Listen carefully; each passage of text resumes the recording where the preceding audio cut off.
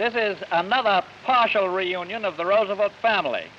The 4 men go off on a cruise up the coast starting tomorrow. Sitting down here next to me is Mrs. Roosevelt, my wife, and my granddaughter, Anna Roosevelt Dahl, on her lap, and then my daughter, Anna Dahl, and Buzzy on her lap, and then my mother. And standing behind me, Franklin Jr., and my oldest boy, James, and my youngest boy, John, and my son-in-law, Curtis Dahl.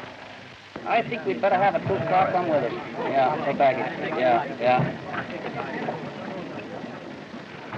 Hi, Governor.